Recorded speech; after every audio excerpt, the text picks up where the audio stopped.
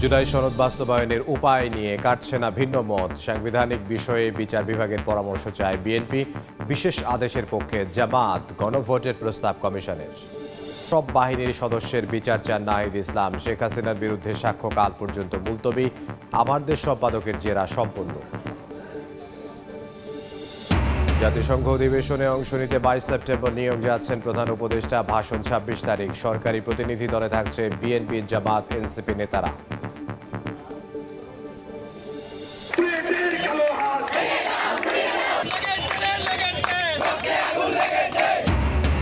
দাবি আদায়ে দিনভর পলিটেকনিক শিক্ষার্থীদের বিক্ষোভ। জেলায় জেলায় সড়ক ও রেলপথ অবরোধ। সমস্যা সমাধানে গঠিত কমিটির সুপারিশ পর্যন্ত ধৈর্য ধরার আহ্বান উপদেষ্টার। এবং রাকসু নির্বাচনের প্রচারণায় ব্যস্ত প্রার্থীরা। 6 দাবিতে প্রধান নির্বাচন কমিশনারকে ছাত্রদল প্যানেলের স্মারকলিপি।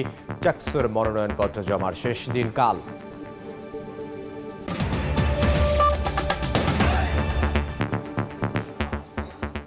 জনপদের সময়ের সঙ্গে আছে আমি ইমদাদুল হক। জুলাই সনদ বাস্তবায়নের উপায় নিয়ে কাটছে না রাজনৈতিক দলগুলোর ভিন্ন মত। সাংবিধানিক আদেশে এর কার্যকর কিংবা নির্বাচনের আগে গণভোট চায় জামায়াতে ইসলামী। তবে সংবিধান সংশ্লিষ্ট বিষয়ে বিচার বিভাগের পরামর্শ নেয়ার পক্ষে বিএনপি। সনদ ঝুলে গেলে নির্বাচনে দেরি হলে পতিত ফ্যাসিবাদ লাভবান হবে বলেও মন্তব্য দলটির। এদিকে ত্রয়োদশ জাতীয় নির্বাচনের দিন একই সঙ্গে গণভোট আয়োজনের প্রস্তাব দিয়েছে ঐকমত্য কমিশন। জুলাই সনদের বাস্তবায়ন প্রক্রিয়া নিয়ে তৃতীয় দিনের মতো ঐকমত্য কমিশনের বৈঠক। অংশ নেন বিএনপি, জামায়াত, এনসিপি সহ প্রায় 30টি রাজনৈতিক দলের প্রতিনিধি। বৈঠকে সাংবিধানিক আদেশের মাধ্যমে জুলাই সনদের আইনি বৈধতা এবং ত্রয়োদশ জাতীয় সংসদ নির্বাচনের দিন একই সঙ্গে গণভোট আয়োজনের প্রস্তাব দেয় কমিশন। সহসভাপতি অধ্যাপক আলী রিয়াজ জানান, অক্টোবরের শুরু নাগাদ চূড়ান্ত প্রস্তাবনা নিয়ে আবারও বৈঠকে বসবে কমিশন। বিশেষজ্ঞদের পক্ষ থেকে এই দুটো বিষয়কে সমন্বিত করে একটি পূর্ণাঙ্গ মতামত কমিশনকে তারা দিয়েছেন এবং সেটা আমরা আজকে রাজনৈতিক দলগুলোর কাছে উপস্থাপন করেছি। পরবর্তী জাতীয় নির্বাচন অনুষ্ঠিত হবে সে একই সময় গণভোট করা যেতে পারে।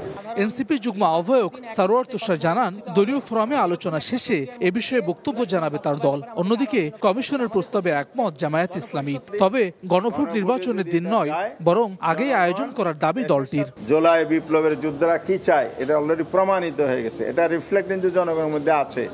এই জন্য আমরা অত্যন্ত আশাবাদী, গণভোটে যদি এটা যায়, জনগণ দেশের সাথে দেশের ভবিষ্যতের জন্য নতুন রাজনৈতিক ব্যবস্থার জন্য জুলাই সনদের পক্ষে রায় দেবে বলে এটা আমরা আশাবাদী। 6 মাসে প্রমাণিত হয়েছে দলগুলোর পক্ষে ঐক্যমতে আসা সম্ভবপর নয়, যে কারণে সরকারকে সিদ্ধান্ত নিতে হবে। সাংবিধানিক আদেশের মাধ্যমে এবং গণভোট, যেটা সাধারণ নির্বাচনের দিন একই সাথে গণভোট অনুষ্ঠিত হবে, এরকম একটা প্রক্রিয়ার মধ্য দিয়ে জুলাই সনদ বাস্তবায়ন করা যায় কিনা, এ কারণে আমরা বলেছি যে এই ব্যাপারে আমরা আমাদের দলীয় ফোরামে আলোচনা করব। সাংবিধানিক আদেশের পক্ষে নয় বিএনপি। এ আদেশ নিয়ে পরবর্তীতে চ্যালেঞ্জ হতে পারে বলে শঙ্কা দলটির স্থায়ী কমিটির সদস্য সালাহউদ্দিন আহমদের। আইনি ভিত্তির জন্য সুপ্রিম কোর্টের পরামর্শ নেওয়ার প্রস্তাব তার। নির্বাচন নিয়ে অনিশ্চয়তা তৈরি হলে পতিত ফ্যাসিবাদ এবং অসাংবিধানিক শক্তি লাভবান হতে পারে বলেও মন্তব্য করেন তিনি। আমরা রাস্তায় কি কয়টা জনসভা করলাম, কি কয়টা মিছিল দিলাম, তার উপর ভিত্তি করে কি পিআর নির্ধারিত হবে? সেটার জন্য তো একটা প্রক্রিয়া আলোচনার টেবিলে আসতে হবে। সেই আলোচনার টেবিলে আমরা আছি। প্রধান উপদেষ্টা ডক্টর মোহাম্মদ ইউনূসের নেতৃত্বাধীন জাতীয় ঐকমত্য কমিশনের মেয়াদ আরও 1 মাস বাড়িয়ে 15 অক্টোবর পর্যন্ত করা হয়েছে। হাসান ওয়ালি, সময় সংবাদ, ঢাকা। গুম, খুন, হত্যার সঙ্গে জড়িত ব্যক্তি যে বাহিনীরই হোক তাদের বিচারের দাবি জানিয়েছেন এনসিপির আহ্বায়ক নাহিদ ইসলাম। শেখ হাসিনার মামলায় প্রথম দিনের সাক্ষ্য শেষে একথা বলেন জুলাই গণঅভ্যুত্থানের অন্যতম সংগঠক চিফ প্রসিকিউটর তাজুল ইসলাম জানান, নাহিদের জবানবন্দির মধ্য দিয়ে শেষ হবে শেখ হাসিনার মামলার সাক্ষ্য গ্রহণ। এদিন দৈনিক আমার দেশ পত্রিকার সম্পাদক মাহমুদুর রহমানকে জেরা শেষ হয়। শেখ হাসিনা ও কামালের পক্ষে রাষ্ট্রনিযুক্ত আইনজীবী বলছেন, আসামিদের নিরপরাধ প্রমাণে আইনি লড়াই করছেন তিনি, বাকি সিদ্ধান্ত আদালতের। জুলাই আগস্টের হত্যাযজ্ঞের মামলায় সাবেক প্রধানমন্ত্রী শেখ হাসিনা, আসাদুজ্জামান খান কামাল ও চৌধুরী আব্দুল আল মামুনের বিচার একেবারে শেষ পর্যায়ে। গণ অভ্যুত্থানের অন্যতম সংগঠক নাহিদ ইসলামের সাক্ষ্য গ্রহণের মধ্য দিয়ে শেষ হচ্ছে এই মামলার সাক্ষ্য গ্রহণ অধ্যায়। বুধবার বেলা ৩টার দিকে সাক্ষ্য দেয়া শুরু করেন নাহিদ ইসলাম। জবানবন্দিতে ২০১৮ ও ২৪-এর কোটাবিরোধী আন্দোলনের প্রেক্ষাপট, কর্মসূচি প্রত্যাহারে চাপসহ নানা বিষয় তুলে ধরেন। পরে সাক্ষ্য গ্রহণ বৃহস্পতিবার পর্যন্ত মুলতবি করা হয়। ন্যায় বিচার দাবি করে নাহিদ ইসলাম বলেন, অপরাধী যে বাহিনীরই হোক, গত ১৫.৫ বছরের গুম, খুন এবং জুলাই আগস্টের গণহত্যায় যারাই জড়িত তাদের বিচার করতে হবে। আওয়ামী লীগ, পুলিশ সহ যারা জড়িত তারা বিচারের আওতায় আসবেন, তাদের শাস্তি হবে এবং এই ন্যায় বিচার একটা নিদর্শন হয়ে থাকবে শুধু বাংলাদেশের জন্যই নয়, পৃথিবীর জন্য। এদিন শেখ হাসিনা সহ ৩ জনের বিরুদ্ধে দেয়া আমার দেশ পত্রিকার সম্পাদক মাহমুদুর রহমানের জবানবন্দির ওপর ২ দিন ব্যাপী জেরা শেষ হয়। বাংলাদেশের রাজনীতিতে ভারতের যে ইনফ্লুয়েন্স, ভারতের যে হস্তক্ষেপ, সেই ব্যাপারে তিনি কথা বলেছেন তার জেরার জবাবে। সেখানে তিনি উল্লেখ করেছেন যে সাবেক পররাষ্ট্রমন্ত্রী আব্দুল মোমেন উল্লেখ করেছিলেন যে বাংলাদেশের সাথে ভারতের সম্পর্কটা স্বামী স্ত্রীর মতো। সেই বিষয়টা তিনি আদালতের কাছে নতুন করে মনে করিয়ে দিয়েছেন। উনি তো কোনো কিছু দেখেন নাই, উনি উপস্থিত ছিলেন না, ফলে উনি দেখা সাক্ষী না, উপস্থিত সাক্ষীও না। উনি বিভিন্ন বইয়ের রেফারেন্স দিয়েছেন, আমি সেই বইয়ের কথা বলেছি, সে কথা এটা ওনার নিজস্ব অভিমত এবং নিজস্ব বক্তব্য। এদিকে আন্তর্জাতিক অপরাধ ট্রাইব্যুনাল ২-এ আশুলিয়ায় ৬ লাশ পোড়ানো এবং একজনকে হত্যা মামলায় সাবেক এমপি সাইফুল ইসলাম সহ ১৬ জনের বিরুদ্ধে দ্বিতীয় দিনের সাক্ষ্য গ্রহণ ও জেরা সম্পন্ন হয়েছে। আফজাল হোসেন, সময় সংবাদ, ঢাকা। জাতিসংঘ সাধারণ পরিষদের অধিবেশনে যোগ দিতে আগামী সোমবার নিউ ইয়র্ক যাচ্ছেন প্রধান উপদেষ্টা ডক্টর মোহাম্মদ ইউনূস। ভাষণ দেবেন ২৬ তারিখ। সরকারি প্রতিনিধি দলের সঙ্গে যাবেন বিএনপি, জামায়াত ও এনসিপির ৩ শীর্ষ নেতা। বিকেলে রাজধানীর ফরেন সার্ভিস একাডেমিতে ব্রিফিংয়ে এই কথা জানান পররাষ্ট্র উপদেষ্টা তৌহিদ হোসেন। তিনি বলেন, এবারের বৈঠকে বিশেষ গুরুত্ব পাবে রোহিঙ্গা ইস্যু। জাতিসংঘ সাধারণ পরিষদের ৮০তম অধিবেশনে যোগ দিতে ২২ সেপ্টেম্বর নিউ ইয়র্কের উদ্দেশ্যে দেশ ছাড়বেন প্রধান উপদেষ্টা ডক্টর মোহাম্মদ ইউনূস। ২৬ সেপ্টেম্বর সাধারণ পরিষদে বক্তব্য রাখবেন প্রধান উপদেষ্টা। বুধবার বিকেলে রাজধানীর ফরেন সার্ভিস একাডেমিতে এক ব্রিফিংয়ে এসব কথা জানান পররাষ্ট্র উপদেষ্টা তৌহিদ হোসেন। বলেন, এবারের বৈঠকে বিশেষ গুরুত্ব পাবে রোহিঙ্গা ইস্যু। জাতিসংঘের সাইডলাইনে রোহিঙ্গা সংকট নিরসনকল্পে উচ্চ পর্যায়ের সভা আয়োজনের কথাও জানান পররাষ্ট্র উপদেষ্টা। এই অধিবেশনে যোগদানের জন্য মাননীয় প্রধান উপদেষ্টা আগামী ২২ সেপ্টেম্বর একটি বাণিজ্যিক ফ্লাইটে নিউ ইয়র্ক পৌঁছাবেন। ৩০ সেপ্টেম্বর ২০২৫ তারিখে জাতিসংঘ সাধারণ পরিষদের সভাপতির সভাপতিত্বে high level conference on the situation of Rohingya Muslims and other minorities in Myanmar শীর্ষক একটি উচ্চ পর্যায়ের সভা অনুষ্ঠিত হবে। বৈঠকে জানানো হয়, এবার প্রথমবারের মতো বাংলাদেশের প্রতিনিধি দলের সঙ্গে জাতিসংঘ অধিবেশনে অংশগ্রহণ করবেন একাধিক রাজনৈতিক দলের ৪ শীর্ষ নেতা। আমাদের প্রতিনিধি দলে এবার ৪জন রাজনীতিবিদ যাচ্ছেন। মির্জা ফখরুল ইসলাম আলমগীর এবং হুমায়ুন কবির বিএনপি থেকে, জামাত ইসলামী থেকে সৈয়দ আব্দুল্লাহ মোহাম্মদ তাহের এবং এনসিপি থেকে আখতার হোসেন, এই ৪ জন যাবেন। উপদেষ্টারা বিদেশ সফরে গিয়ে নানা অপ্রীতিকর ঘটনার মুখোমুখি হচ্ছে উল্লেখ করে সাংবাদিকদের প্রশ্নের জবাবে পররাষ্ট্র উপদেষ্টা বলেন, জাতিসংঘ অধিবেশন ঘিরে নিউ ইয়র্কে কোনো অপ্রীতিকর ঘটনার আশঙ্কা নেই। আমি আসলে খুব আশঙ্কা করছি না, এই কারণে যে এনওয়াইপিডি এ ব্যাপারে নিউ ইয়র্ক পুলিশ ডিপার্টমেন্ট জানে, তারা তাদের বিস্তর অভিজ্ঞতা। এবং দিন মোহাম্মদ সাব্বির, সময় সংবাদ, ঢাকা। জনপদের সময় আরও থাকছে। সাজেকে পর্যটকবাহী জিপ খাদে প্রাণ গেল খুলনা বিশ্ববিদ্যালয়ের শিক্ষার্থী, আহত শিক্ষক সহ ১২ জন। হবিগঞ্জে বাস চাপায় মাছের মৃত্যু।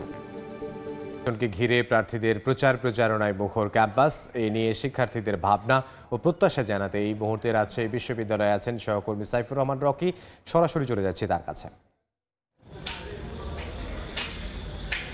দীর্ঘ ৩৫ বছর পর রাকসু নির্বাচন অনুষ্ঠিত হতে যাচ্ছে রাজশাহী বিশ্ববিদ্যালয়ে আগামী ২৫শে সেপ্টেম্বর। এই রাকসু নির্বাচন ঘিরে চায়ের দোকান থেকে শুরু করে সর্বত্রই এখন রাকসু নির্বাচন নিয়ে আলোচনা শিক্ষার্থীদের মধ্যে। আমরা এই বিষয় নিয়ে আসলে সাধারণ শিক্ষার্থীদের কি ভাবনা, এই বিষয়গুলো নিয়ে তাদের সঙ্গে কথা বলবো। আমরা প্রথমেই চলে যাচ্ছি অন্তি আপনার কাছে। আসলে আজকেও আমরা যেমনটি দেখেছি ছাত্রদল এবং ছাত্র শিবির তারা পাল্টাপাল্টি নির্বাচন কমিশনারের কাছে স্মারকলিপি দিয়েছে। ছাত্রদল দাবি করেছে, ছাত্রদলের দাবি হচ্ছে ম্যানুয়ালি ভোট গণনা করতে হবে। পাশাপাশি আমরা ছাত্র শিবিরকে যেটি বলতে শুনেছি যে তারা বলছেন যে ম্যানুয়ালি যদি ভোট গণনা করা হয় এটি আসলে অনেক সময়ের সাপেক্ষ ব্যাপার, যেহেতু ২৯,০০০ ভোটার আমাদের, সেই জন্য তারা ওএমআর ত্রুটিমুক্ত ওএমআরে কিন্তু মেশিনেই কিন্তু ভোট গণনার দাবি জানিয়েছেন। সাধারণ শিক্ষার্থী হিসাবে আসলে আপনি কোনটাকে বেশি ভালো মনে করেন? সাধারণ শিক্ষার্থী হিসেবে আমি ডিজিটাল ভোট গণনা পদ্ধতিকে বেশি কার্যকরী হিসেবে মনে করি। কারণ দেখেন, ম্যানুয়াল পদ্ধতিতে আমরা এই অবধি ভোট হতে দেখে আসছি। জাতীয় নির্বাচন, কিছু নির্বাচন আমরা নিজে দেখছি, কিছু নির্বাচনের কথা শুনছি। তো ম্যানুয়াল পদ্ধতিতে যে ভোট কারচুপি হয় না, এই জিনিসটা আমরা জোর দিয়ে বলতে পারবো না। এমনকি আমাদের মানুষ হিসেবে আমাদের যে ভুলগুলা হয়, এই ত্রুটিগুলা যান্ত্রিক যে ত্রুটি এটার থেকে বেশি হয়। কারণ আপনার যারা ভোট গণনা করবে তারা যে অ্যাকুরেট হবে বা তাদের জন্য মানে অনাকাঙ্ক্ষিতভাবে কোনো ভোট সেদিক ওদিক হয়ে যাবে না, এর কোনো আমরা নিশ্চয়তা দিতে পারি না। আর ডিজিটাল ক্ষেত্রে ভোট গণনা এটা হলে হবে কি, যে স্টুডেন্টরা যে ভোট দিচ্ছে যদি কোনো অকারেন্স না ঘটে, ভোট দিচ্ছে এটা স্বচ্ছতা থাকবে। একটা জিনিস হচ্ছে, আমি নির্বাচনের ডেটটা কেমন সময় দেখেন, ২৫শে সেপ্টেম্বর, তার আগে 2 দিন বন্ধ, 28 তারিখ থেকে পূজার বন্ধ পড়ে যাবে। এখন যদি 25 তারিখে আমি ভোট দিয়ে আমি ওয়েট করতে আসি, ম্যানুয়াল পদ্ধতিতে গণনা চলতেছে, 2-3 দিন অপেক্ষা করতেছি, আমার যে রাকসুর যে আমেজটা ছিল, আমি যে মানে এত বছর পর আমি একটা মানে অনুষ্ঠান এটা ধরতে গেলে আমাদের কাছে এটা পাচ্ছি, এই আগ্রহটা আমাদের কাছে থাকবে না। আর তাছাড়া এই যে নারী শিক্ষার্থী, রাজশাহীতে নারী শিক্ষার্থীদের ভোটে মানে আগ্রহ কম, যেমন প্রার্থী হিসেবে তাদের আগ্রহ যতটা কম, তার থেকে যে ভোট দেওয়ার ব্যাপারে তারা এতটা আগ্রহী বলে মনে হয় না। কারণ প্রায় 11,500 নারী শিক্ষার্থী আছে।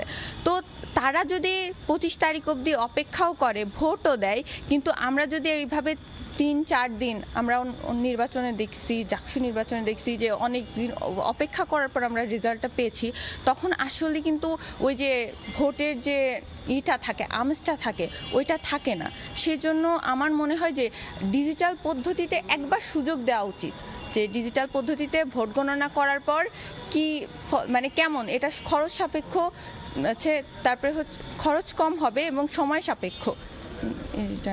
আমরা দিদার আপনার কাছে জানতে চাই, এই যে ভোট নিয়ে তো এখন সবার মধ্যে আলোচনা চলছে, আপনারা আসলে কি ধরনের প্রার্থীকে এবার ভোটের মাধ্যমে ভিপি, জিএস, এজিএস সহ হল, সংসদ, সিনেটে আসলে কাদেরকে আসলে ভোট দিতে চান? কি ধরনের প্রার্থীকে আপনারা ভোটের মাধ্যমে বেছে নিতে চান? ধন্যবাদ। দীর্ঘ 36 বছর পর আমাদের রাজশাহী বিশ্ববিদ্যালয়ে রাকসু নির্বাচন হতে যাচ্ছে।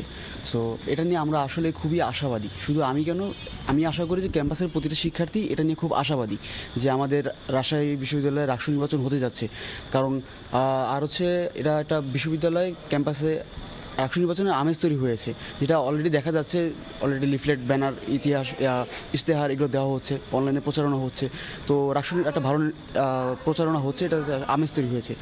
তো আমি বলবো যে এটা নিয়ে আমরা এক পক্ষে আবার সংশয়ও আছি, কারণ যোগ্য প্রার্থী আসবে কি না সেটা নিয়ে আমরা একটু দ্বিধাদ্বন্দ্বে আছি। তো আমার মতে কি, এমন একজন আসা উচিত যে আমাদের সমস্যাগুলোকে চিহ্নিত করতে পারবে, যে আমাদের সমস্যাগুলোর মধ্যে দিয়ে গিয়েছে এবং আমাদের ব্যাপারে যারা হচ্ছে সচেতন, যেমন তার মধ্যে সততা থাকবে, যে আমাদের যে চাহিদাগুলো আছে সেগুলো প্রশাসন পর্যন্ত পৌঁছাতে পারবে কিনা। আমি ব্যক্তিগতভাবে মনে করি যে ধরুন যে একজন ক্রীড়া বিষয়ক সম্পাদক হবে, তিনি আশা করি যে খেলাধুলায় পারদর্শী বা হচ্ছে স্পোর্টস সায়েন্স বিভাগ, এইসব ব্যাকগ্রাউন্ড থেকে যাতে তারা আসে। আমি মনে করি যে তারা অন্যান্য প্রার্থীদের থেকে তারা আশা করি বেশি কাজ করবে এবং বেশি ভালোভাবে কাজ করতে পারবে, তাদের ওই নলেজটা আছে। তো ক্যাম্পাসে অনেক সংগঠন আছে যারা হচ্ছে বিজ্ঞান নিয়ে কাজ করে থাকে।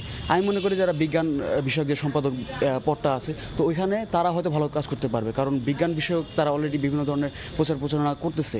তারা অলরেডি নলেজটা রাখে যে কোথায় কীভাবে বিজ্ঞান নিয়ে কাজ করতে হবে, বা হচ্ছে ক্যাম্পাসে কী কী ফল্টগুলো আছে, আমাদের হচ্ছে টেকনোলজি রিলেটেড কোন জায়গায় কোন কী ইরর আছে, সেই বিষয়গুলো নিয়ে তারা কাজ করতে পারবে।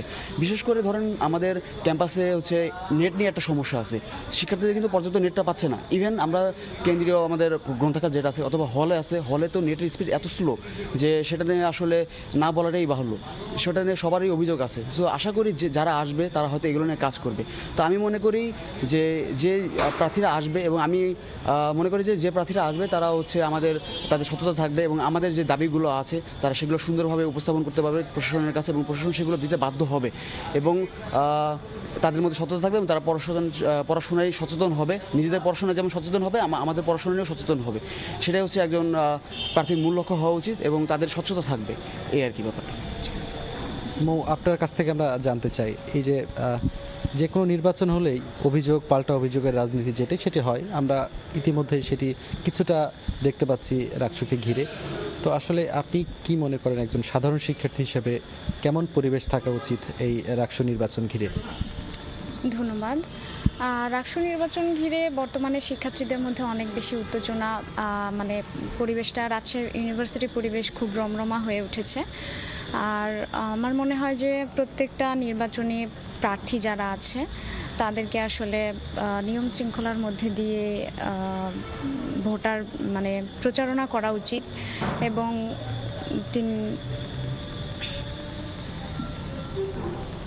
আমরা এই পর্যায়ে আপনার কাছ থেকে দিগন্ত আপনার কাছ থেকে একটু জানবো যে আসলে কি ধরনের প্রার্থীকে আপনারা এবার ভোট দিয়ে ভিপি জিএস নির্বাচিত করতে চান? আচ্ছা, আমাদের দীর্ঘ প্রায় 35 থেকে 36 বছর পর এবার রাকসু নির্বাচন হচ্ছে। এটা আসলে আমাদের রাজশাহী বিশ্ববিদ্যালয়ের শিক্ষার্থীদের জন্য একটা আমেজপূর্ণ একটা উৎসব বলা যেতে পারে। তো আমরা জানি যে এবার ভিপি পদে আমাদের প্রায় 17 জন এবং জিএস পদে প্রায় 13 জন প্রার্থী হচ্ছে তারা মনোনয়নপত্র তুলেছেন।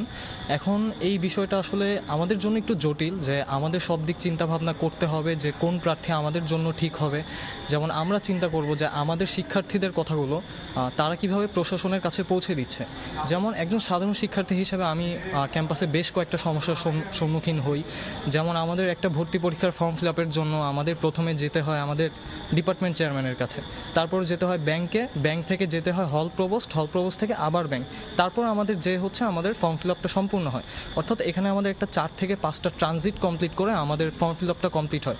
তাছাড়া আমাদের যে লাইব্রেরিটা আছে, আমাদের লাইব্রেরি হচ্ছে বাংলাদেশের দ্বিতীয় সর্ববৃহৎ লাইব্রেরি, কিন্তু আমাদের এই লাইব্রেরিতে প্রায় গত 15 থেকে 20 বছর যাবৎ এসির ব্যবস্থা নেই। সেটা আগে ছিল, বাট বর্তমানে এটা নেই। এবং আমাদের হলগুলোতে এবং আমাদের বিশ্ববিদ্যালয়ে আমাদের যে ইন্টারনেটের গতি সেটা থাকা না থাকা বলা যায় একই। আর এছাড়াও আমাদের হচ্ছে ক্যাম্পাসে অনেকে অনেক ধরনের সমস্যার সম্মুখীন হয়।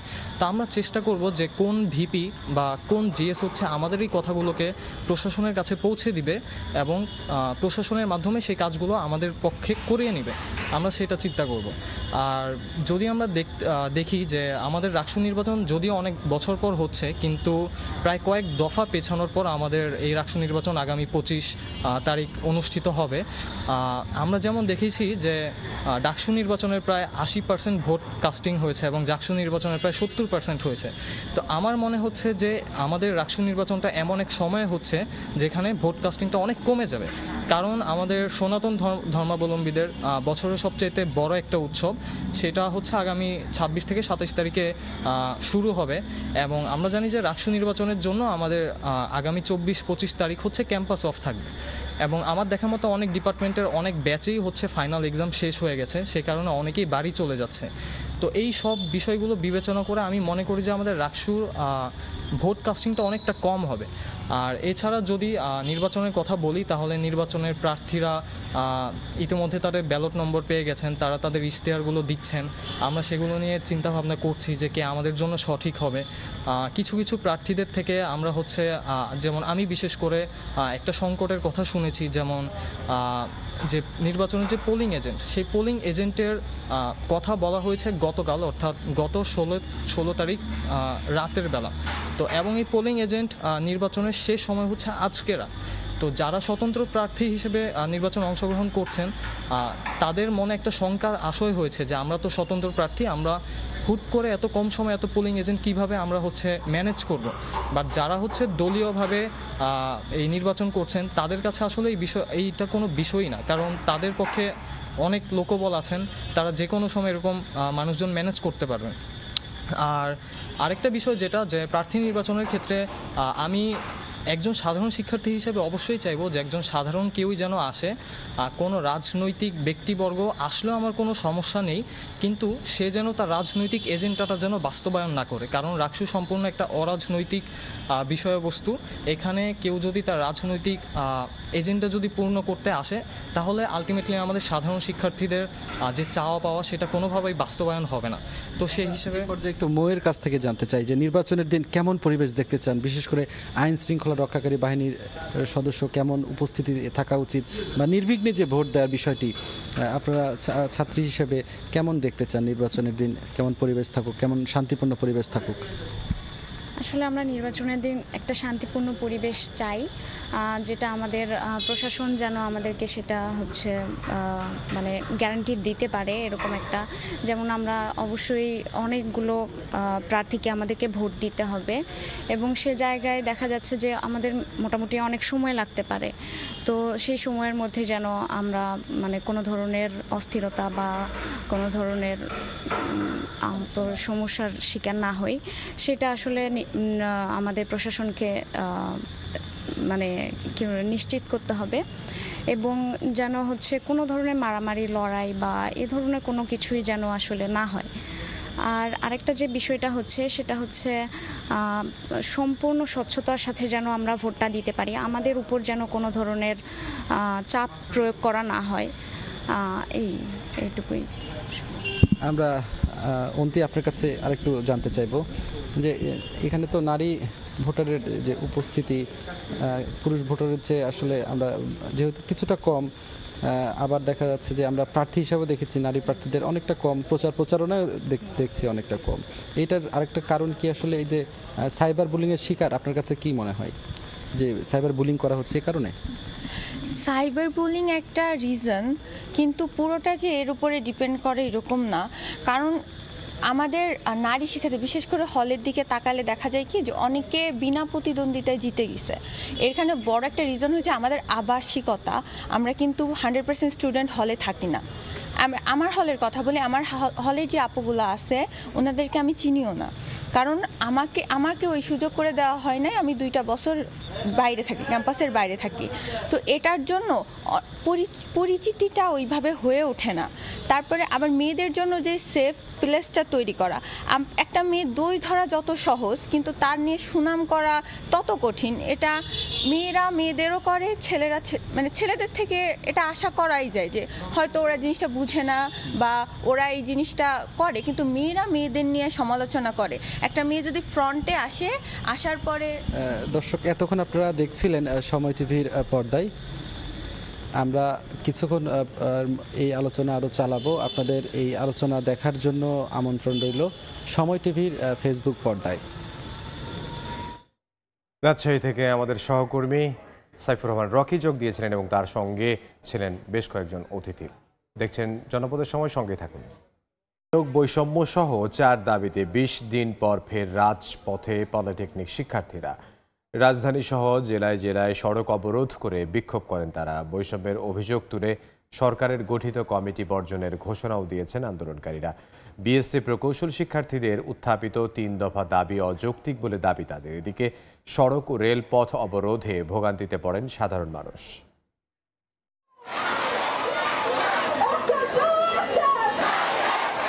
দাবি আদায়ে 20 দিন পর আবারও রাজপথে ডিপ্লোমা ইঞ্জিনিয়ার শিক্ষার্থীরা। রাজধানীর তেজগাঁওয়ে চলে অবরোধ, বিক্ষোভ, বন্ধ হয়ে যায় যান চলাচল। বুধবার সকালে নানা স্লোগানে মিছিল নিয়ে 7 রাস্তা মোড়ে আসতে থাকেন কৃষি ডিপ্লোমা সহ আশপাশের বিভিন্ন পলিটেকনিক ইনস্টিটিউটের শিক্ষার্থীরা। আন্দোলনের সঙ্গে একাত্মতা জানান শিক্ষকরাও। এর মাঝেই সরকার গঠিত কমিটি বর্জনের ঘোষণা দেন আন্দোলনকারীরা। বৈষম্যের অভিযোগ তুলে বলেন এক পক্ষকে সুবিধা দিচ্ছে কমিটি। তারা তাদের মামা কমিশন দিয়ে তাদের সংখ্যা অনুপাতে তারা বেশি গিয়ে সেই জোরপূর্বক আলোচনাটা তাকে হায়নার মতো ছিনিয়ে নিতে চায়। 19 জনের কমিটিতে মাত্র একজনকে দেওয়া হয়, কিভাবে এখান থেকে যে বৈষম্য দেওয়া হচ্ছে, যে অসমতাকে সমতায় নিশ্চিতকরণ করা হয়নি। বিএসসি ইঞ্জিনিয়ার ভাইরা তারা যে আমাদেরকে প্রকাশ্যে হুমকি দিয়েছে জবাই করা এবং গুলি করে হত্যার, আমরা তার তীব্র নিন্দা জানাই।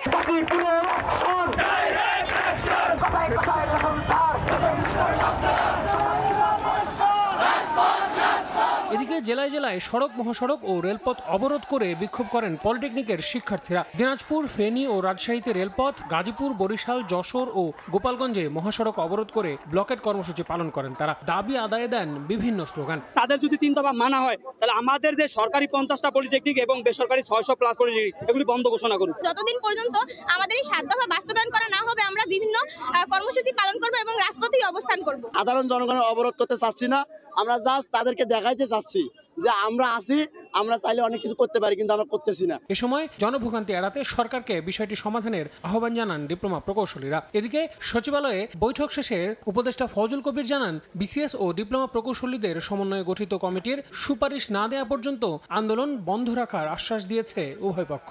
জাতীয় ঐক্যমত্য কমিশনের মতো যাতে ওনারা নিজেরাই কারণ নিজেরা সমাধান করলেই সেটাই হচ্ছে সবচেয়ে শ্রেষ্ঠ সমাধান। এবং ওনারা এটাও প্রতিশ্রুতি দিয়েছেন যে ওই কমিটির সুপারিশ না আসা পর্যন্ত তারা আর কোনো আন্দোলন করবেন না। অবস্থান কর্মসূচি ঘিরে প্রায় 2 থেকে 2.5 ঘন্টা সড়ক ও রেলপথ বন্ধ থাকায় বিপাকে পড়েন সাধারণ মানুষ। আল আমিন তুষার, সময় সংবাদ, ঢাকা। বিএসসি প্রকৌশলী ও ডিপ্লোমা প্রকৌশলীদের দাবি পর্যালোচনায় 6 সদস্যের কমিটি গঠন করা হয়েছে। তাদের সুপারিশ না দেওয়া পর্যন্ত জনগণের ভোগান্তি করে কোনো আন্দোলন কর্মসূচি না দেওয়ার আহ্বান জানিয়েছেন জ্বালানি উপদেষ্টা ফাউজুল কবির খান। দুপুরে সচিবালয়ে প্রকৌশল পেশায় বিএসসি ডিগ্রিধারী ও ডিপ্লোমাধারীদের পেশাগত দাবিগুলোর যৌক্তিকতা নিরীক্ষায় গঠিত কমিটির বৈঠক শেষে উপদেষ্টা কথা বলেন। ব্রিফিংকালে তিনি জানান, প্রকৌশলীরা নামের আগে ইঞ্জিনিয়ার ও ডিপ্লোমা ইঞ্জিনিয়ার লিখবেন অথবা নামের পরে লিখবেন কিংবা কিছুই লিখবেন না, এমন 3টি প্রস্তাব এসেছে বৈঠকে। আলোচনা করে সব সমস্যার সমাধান সম্ভব বলেও আশা প্রকাশ করেন উপদেষ্টা। যারা ডিগ্রি প্রকৌশলী তাদের 3 দফা দাবি, আর যারা ডিপ্লোমা ইঞ্জিনিয়ার তাদের 7 দফা দাবি। ওনারা বলছেন যে আমরা একটা 6 সদস্যের কমিটি করতে, ওনারা কাজ করবেন পারস্পরিক বিরোধী যে আছে সেটার মধ্যে কোথায় একটা একমত হওয়া যায়। এটাও প্রতিশ্রুতি দিয়েছেন যে ওই কমিটির সুপারিশ না আসা পর্যন্ত তারা আর কোনো আন্দোলন করবেন না। 3টা পরামর্শ পাইছে। স্নাতক ডিগ্রিধারী যারা তারা ইঞ্জিনিয়ার লিখবেন এবং অন্যরা নামের আগে ডিপ্লোমা ইঞ্জিনিয়ার লিখবেন, এটা একটা প্রস্তাব। আরেকটা প্রস্তাব হচ্ছে যে নামের আগে কেউ কিছু লিখবেন না, নামের পরে লিখবেন। সিভিল ও ক্রিমিনাল আদালতকে আলাদা করে সাইবার সিকিউরিটি আইনের সংস্কার করা হয়েছে বলে জানিয়েছেন আইন উপদেষ্টা ডক্টর আসিফ নজরুল। তিনি জানান, আর আইন ও বিচার বিভাগে যে পরিবর্তন হয়েছে তার সুফল জনগণ শিগগিরই পাবে। সিলেটে জাতীয় আইন সহায়তা প্রদান সংস্থার অনুষ্ঠানে এই কথা বলেন আইন উপদেষ্টা। বিচারিক পদ সৃজনের যে ক্ষমতা সেটা আগে পলিটিক্যাল মন্ত্রীদের হাতে ছিল, এটা আমরা চিফ জাস্টিস অফিসের কাছে নিয়ে গেছি। প্রায় 200 বিচারকের পদ একদিনে সৃষ্টি হয়েছে। অবশ্যই বাংলাদেশে অ্যাক্সেস টু জাস্টিস প্রচণ্ড পরিমাণ বৃদ্ধি পাবে। দরিদ্র অসহায় মানুষের আইনগত প্রতিকার পাওয়ার সুযোগ অনেক অনেক বেশি অবারিত হবে। বিনা খরচে বা খুবই স্বল্প খরচে দ্রুততম সময় আইনগত প্রতিকার পাবে তারা।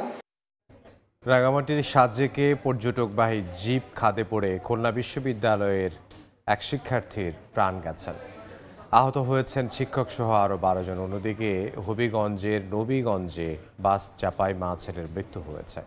দুর্ঘটনার পর বাসটি পাশের খাদে পড়ে যায়। এছাড়া নোয়াখালীতে দাঁড়িয়ে থাকা ট্রাককে পেছন থেকে ধাক্কা দিয়েছে একটি বাস, এতে চালক নিহত হয়েছেন। সড়কে থামছে না মৃত্যুর মিছিল।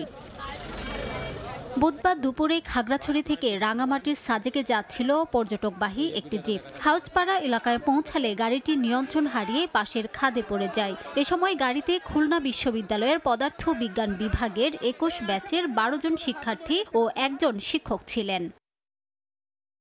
ঘটনাস্থলেই রুবিনা আফসানা রিঙ্কি নামে 4র্থ বর্ষের এক শিক্ষার্থী মারা যান। খবর পেয়ে সেনাবাহিনী ও পুলিশ আহতদের উদ্ধার করে খাগড়াছড়ি জেনারেল হাসপাতালে ভর্তি করে। এদিকে হবিগঞ্জের নবীগঞ্জের দিনাজপুর কলেজের সামনে রাস্তা পার হচ্ছিলেন সাগরদিঘি এলাকার বাসিন্দা শামিমা আক্তার ও তার 4 বছরের ছেলে তকিব। এ সময় সৌদিয়া পরিবহনের একটি যাত্রীবাহী বাস তাদের চাপা দিলে ঘটনাস্থলে মৃত্যু হয়। একই সঙ্গে বাসটি নিয়ন্ত্রণ হারিয়ে রাস্তার পাশের খাদে পড়ে যায়। এ সময় আহত হন বাসের কয়েকজন যাত্রী। এছাড়া নোয়াখালীর সোনাইমুড়ির নাওতলা এলাকায় দাঁড়িয়ে থাকা একটি ট্রাকের পেছনে একটি বাস সজোরে ধাক্কা দিলে চালক নিহত হন। আহত হয়েছেন অন্তত 33 যাত্রী। রিমু সিদ্দিক, সময় সংবাদ। জনপদের সময় ট্রাফিক আইন অমান্য করে উল্টো পথে গাড়ি চালানোয় বাধা দেয়ায় নারায়ণগঞ্জে যানজট নিরসনের দায়িত্বরত শিক্ষার্থীদের ওপর হামলার অভিযোগ উঠেছে বেপরোয়া অটো রিকশা চালকদের বিরুদ্ধে। আহত হয়েছেন অন্তত 8 জন শিক্ষার্থী। দুপুরে ঢাকা নারায়ণগঞ্জ লিংক রোডের চাঁদমারি এলাকায় ব্যাটারি চালিত বেশ কিছু অটোরিকশা ট্রাফিক আইন অমান্য করে উল্টো পথে চলতে শুরু করে। এ সময় যানজট নিরসনের দায়িত্ব পালনরত শিক্ষার্থীরা বাধা দিলে বেপরোয়া অটোরিকশা চালকরা রাস্তায় অবরোধ সৃষ্টি করে তাদের উপর হামলা চালায়। এতে গুরুতর আহত হন অন্তত 8 জন শিক্ষার্থী। জখম অবস্থায় আহত শিক্ষার্থীদের উদ্ধার করে শহরের খানপুর 300 শয্যা হাসপাতাল ও সদর জেনারেল হাসপাতাল সহ বিভিন্ন হাসপাতালে নিয়ে চিকিৎসা দেওয়া হয়। খবর পেয়ে পরিস্থিতি নিয়ন্ত্রণে আনে পুলিশ।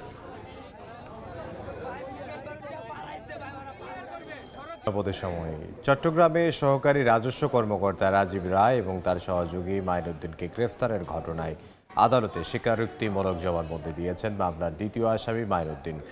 দুপুরে মেট্রোপলিটন ম্যাজিস্ট্রেট আদালতে এ জবানবন্দি দেন তিনি। দুদক জানায় আমির হোসেন নামে এক ব্যবসায়ী জাপান থেকে আমদানি করা পণ্য ছাড়করণের জন্য প্রয়োজনীয় কাগজপত্র দাখিল করলেও সহকারী রাজস্ব কর্মকর্তা রাজীব রায় ও মাইনুদ্দিন নির্ধারিত ফির বাইরে অতিরিক্ত 30,000 টাকা ঘুষ দাবি করেন।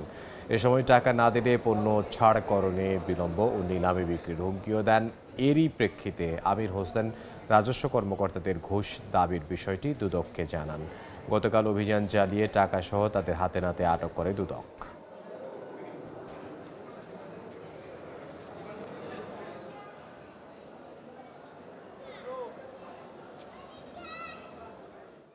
এই ছিল জনপদের সময়। রাতের সময় নিয়ে ফিরছি কিছুক্ষণ পর, সঙ্গে থাকুন সময়ের।